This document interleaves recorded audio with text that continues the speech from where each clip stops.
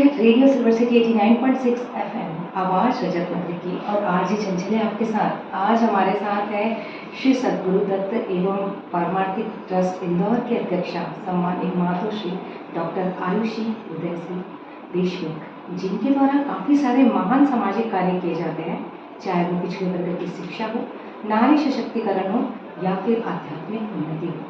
तो चलिए उनसे बातें करते हैं और जानते हैं उनके द्वारा किए गए महान सामाजिक कार्यों के बारे में उन्हीं से। कुछ सवाल जो विचारों में हमेशा से घूमते रहे हैं और सोचा था कि रूबरू होकर ही आपसे उसका जवाब देंगे। समाज के पिछड़े वर्ग को मुख्य धारा में लाने के लिए भविष्य में आपने ऐसे क्या प्लान बनाए हैं? सबसे पहले तो मैं एफएम के माध्यम से आप सभी का धन्यवाद करती हूँ कि मुझे आपने यहाँ एक प्लेटफॉर्म दिया और मुझे रूबरू होने का मौका दिया खामगांव से। क्योंकि मेरे पति हम सबके प्रणेते सद्गुरु दत्त धार्मिक परमार्थिक ट्रस्ट के प्रणेते भय्यू जी महाराज की ये कर्मभूमि है। जन्मभूमि तो मध्य प्रदेश है लेकिन कर्मभूमि खामगांव है। और हमेशा वो मुझे कहा करते थे कि मेरा ये ड्रीम प्रोजेक्ट है और खामगांव में मुझे बहुत अच्छा लगता है। अगर मैं हमेशा यहाँ रहूँ तो मैं रह सकता हूँ। जो पिछड़े वर्ग की आपने बात की मुझसे, तो गुरुदेव द्वारा चलाए गए प्रकल्प, जैसे आज हमने सज्जनपुरी में पारदी आश्रमशाला में हो रहे पालक मेड़ावा में अभी मेरे पास 750 बच्चे हैं स्कूल में, यानी सज्जनपुरी पारदी आश्रमशाला खामगांव सूर्योदय ट्रस्ट के माध्यम से। एवं साथ ही साथ मैं उस तबके को भी सुधारने का प्रयत्न कर रही हूँ, क्योंकि गवर्नमेंट से भी काफ़ी सारी हेल्प उन वर्ग को मिलती रहती है, लेकिन मेरे द्वारा और गुरुजी के देखे हुए सपने के द्वारा कि मुझे मेरे पति का सपना साकार करना है, उसके माध्यम से हम एजुकेशन को काफ़ी महत्व दे रहे हैं। आपने सुना होगा कि आदिवासी तबकों में, वनवासी लोगों में महुए की शराब बहुत बनती है। और क्या होता है कि एक हमारे देश में पुरुष प्रधान देश बोला जाता है हमारे देश को, लेकिन पुरुष प्रधान देश बनाती तो महिला ही है ना। लेकिन अगर शराब पी के कोई व्यक्ति उस अपनी पत्नी को, अपनी बेटी को मारता है तो ये भी तो एक क्राइम होता है। बिल्कुल। और हम चाहते हैं कि क्राइम फ्री इंडिया बने, मोदी जी का जो सपना है। तो महुए की शराब पर हमने रोक लगाई। अच्छा। ठीक है, मैंने अब 32 गाँव अभी गोद लिए हुए हैं, जिसमें मैं पूरी तरीके से रिनोवेट कर रही हूँ उन गाँव को। उन गाँव में जो व्यस्तता है, क्योंकि औरत काम करती है, पति शराब पी के डला रहता है। तो उन गाँवों की जो हकीकत है, क्योंकि हम बहुत ज़्यादा डेप्थ में नहीं जाते, लेकिन मैं ऐसे कई गाँव में जाती हूँ जहाँ 4 महीने बारिश की गाड़ियाँ भी नहीं जाती, लोगों का कनेक्शन टूट जाता है उन गाँव से। आज भी ये स्थिति है मध्य प्रदेश में, महाराष्ट्र में, हमारे भारत देश में। तो मैं उन लोगों को कनेक्ट करती हूँ। महुए की शराब को पूरी तरीके से बंद करना। पुरुषों के लिए हमने गौ सेवा का प्रकल्प रखा है, ताकि उनके मन में भी अध्यात्म रूप से भी एक रुचि रहे। और महिलाओं के लिए हमने प्रशिक्षण दिया हुआ है कि आप थैले बनाइए, आप जूट का काम करिए, क्योंकि उनकी रुचि बहुत रहती है सिलाई का काम। कई महिलाएं जो शहर से गाँव में शादी हो जाती हैं, उनको पार्लर का कोर्स का काफ़ी वो है, दूध का काम, घी निकालना, शहद बनाना, ये सारी चीज़ें हमारे द्वारा उनको प्रशिक्षित की जा रही हैं। और मेरा मानना है उन गुरुदेव का जो सपना था कि हमें क्राइम फ्री इंडिया बनाना है, हमें हर तबके को आगे ले जाना है। पिछड़े वर्ग में हम उन भ्रांतियों को दूर करें, एक उन कुरीतियों को दूर करें जिससे कि वो पिछड़े हुए हैं। आपने जो 32 गाँवों की बात की और महाराष्ट्र का बॉर्डर है जी, वाकई बहुत नंदुरबार वगैरह जो आपने देखा होगा, ये पूरा महाराष्ट्र बॉर्डर है। तो धार है, नंदुरबार का बॉर्डर है, ये पूरा महाराष्ट्र और एमपी के बॉर्डर की बात है जी। बहुत सराहनीय कार्य है जी। सूर्योदय आश्रम द्वारा किए जाने वाले महत्वपूर्ण कार्यों के बारे में हम आपसे जानना चाहते हैं। सबसे पहले मैं आपको एक और चीज़ बताना चाहूँगी, क्योंकि मैं हर बार आपको फ्लैशबैक में ले जाना चाह रही हूँ पहले, क्योंकि मैं खामगांव में आज खामगांव से रूबरू हुई हूँ और मैं चाहती हूँ कि लोगों के मन में ये डाउट हट जाए कि सूर्योदय आश्रम में अब गुरुजी जाने के बाद प्रकल्प नहीं चल रहे हैं। अच्छा। तो ऐसा बिल्कुल नहीं है। सबसे पहला डाउट जो लोगों में रहता है कि अब गुरुजी चले गए तो अब क्या, ऐसा बिल्कुल नहीं है। गुरुजी जाने के बाद जो प्रकल्प गुरुजी छोड़ के गए थे वो प्रकल्प तो चल ही रहे हैं, साथ ही साथ हमने नए भी प्रोजेक्ट स्टार्ट किए हैं, जिसमें कि महिला सशक्तिकरण को हमने बहुत बल दिया है।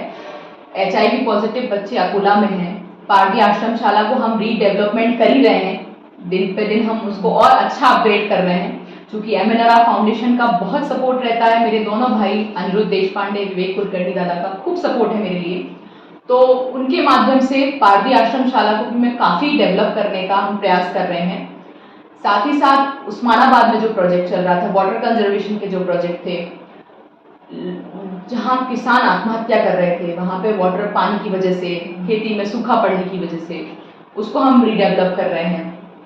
साथ ही साथ वृद्धाश्रम, अनाथ आश्रम, इन सब का काम जो जैसा चल रहा था वैसा ही चल रहा है।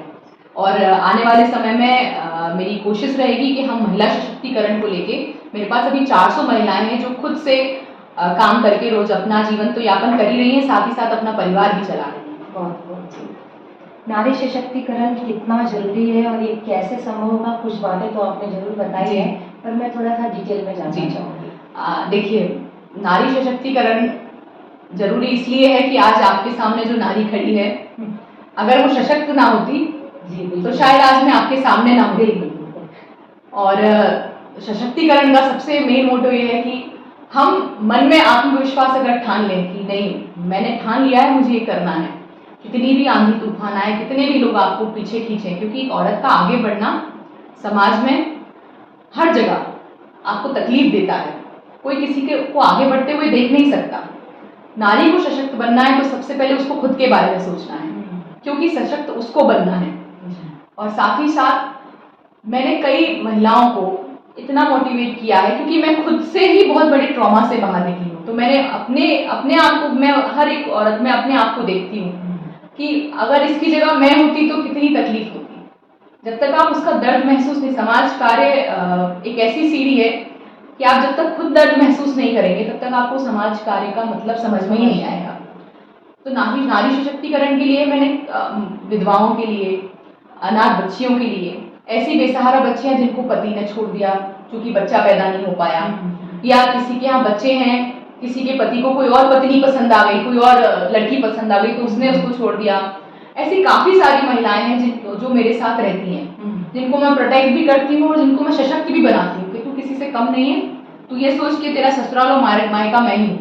वाकई ये आपने तो सशक्तिकरण की भरपूर झलक दिखती है, निश्चित रूप से जिन्हें आप अपने पास रखी हुई है वो तो सशक्तिकरण की एक बहुत बड़ी मिसाल बनी। मैं आपको इनवाइट करती हूँ कि आप जब भी इंदौर आए, आप पूरे प्रकल्प एक बार देखिए जी, और आश्रम का डेवलपमेंट भी आप देखिए।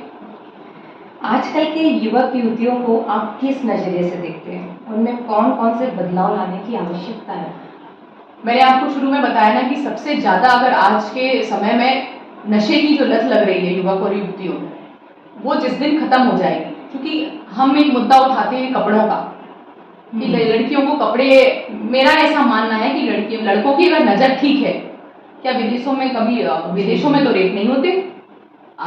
हमारे यहाँ की नज़र में ही क्यों ऐसा है कि लड़के की नज़र ऐसी क्यों है कि लड़कियों को ढक के रहना पड़ता है? और मैं ये नहीं कहती कि लड़कियां खुलेआम घूमें, एक आदर्श कपड़े पहनना सबकी जरूरत है और हमें भी वो अच्छा लगता है। शर्म बनी ही, पर्दा बना ही महिलाओं और लड़कियों के लिए, लेकिन जो नशे की आदत उनको बिगाड़ रही है, मेरा मानना है कि सबसे पहले हमें नशा मुक्त करना चाहिए। हमें एक कैंपेन चलाना चाहिए कि हमें युवक युवतियों में नशे की लत को छुड़ाना चाहिए। मैं आपको बताऊं कि मेरा खुद का एक्सपीरियंस है कि हमारे देश में आधे से ज़्यादा क्राइम्स तभी बंद हो जाएंगे जब हम नशे की आदत को छुड़ाते हैं, क्योंकि उसको खुद ही होश नहीं है कि वो क्या कर रहा है। नशे में होश में आने के बाद उसको समझ में आता है कि मैंने गलती कर। बिल्कुल, आपने पहले इसका जिक्र किया जी, शराब पीकर, हाँ, घरेलू हिंसा, और आजकल इतने नशे होने लगे हैं, इतना नशा लोग युवक युवतियां करने लगे हैं कि वो भूल जाते हैं कि वो अपने माँ बाप का सपना पूरा कर भी पाएंगे या नहीं कर पाएंगे। जब तक वो उस नशे में है तो ठीक है, उसके बाद उनको खुद याद नहीं कि वो कहाँ है। अध्यात्म का मानवीय जीवन में क्या महत्व है? मेरा ऐसा मानना है कि चूंकि मैं PhD हूँ और शुरुआत में आप बोल सकते हैं कि मैं MBA किया हुआ है मैंने, देन फिर मैंने PhD किया, तो आध्यात्मिक रूप से मुझे बहुत ज़्यादा चीज़ों को नहीं समझता था, मुझे बहुत चीज़ें नहीं समझती थी। लेकिन मैं आपको बताऊं कि अध्यात्म का अगर मैं रूप मानूं तो मैं मेरे पति को मानूंगी, क्योंकि मैंने उनके द्वारा वो साक्षात्कार देखे हैं और वो चमत्कार मैंने देखे हैं। शायद आपकी और मेरी दुनिया में हम शायद इन चीज़ों को जब तक खुद ना देखें तो हम उन चीज़ों को बोलते हैं कि हाँ शायद हुआ होगा, लेकिन वो मैंने खुद देखी है। इसलिए अध्यात्म का विषय अगर मैं मानूं तो अध्यात्म तो बहुत जरूरी है। एक राह दिखाना, एक सही राह दिखाना व्यक्ति के लिए, अध्यात्म की तरफ ले जाना। अध्यात्म इज द बेस्ट थिंग। और अध्यात्म का अगर मैं दूसरा नाम बोलूं तो मेरे पति श्री भल्लू महाराज जी हैं। बिल्कुल। आदरणीय गुरु जी के शब्द ही चमत्कार जी, कर बैठते जी। थे और हमेशा उनके शब्दों पे चलना जी। लोग अपने आप में बहुत अभिमान समझते थे। जी। खामगांव में हमारे रेडियो सिल्वर सिटी 89.6 एफएम के माध्यम से हमारे श्रोताओं को आप क्या संदेश देना चाहते हैं? मैं सबसे पहले तो मैंने जो शुरुआत में बोला कि मैं धन्यवाद करती हूँ रेडियो 89.6 एफएम का, जिन्होंने मुझे एक प्लेटफॉर्म दिया अपनी बात रखने का। आप दोनों आरजे का, स्पेशली आपका दीदी, और आप सभी को मेरा बोलना है कि रेडियो आपका जो भी जिंगल है ज़्यादा से ज़्यादा सुनिए, और बस ये है कि जितना भी हो सके लोगों का सहकार्य करिए, लोगों की मदद करिए, अपना समझ के करिए। भले ही आप ये मत सोचिए कि ये बाद में कैसा निकलेगा, ये हमें अच्छा बुरा मानेगा, ये हमारे लिए धोखा देगा या नहीं, वो उसका काम है। हमारा काम है दूसरे की मदद करना, तो जितनी हो सके आप सबकी मदद करें। बिल्कुल। आपसे बात करके अद्भुत खुशी है और यही सीखा कि हमेशा कुछ अच्छा सुनिए, अच्छा बोलिए और अच्छा जी करिए। जी, बिल्कुल बिल्कुल। Thank you so much Thank you. Ma'am, thank you so much.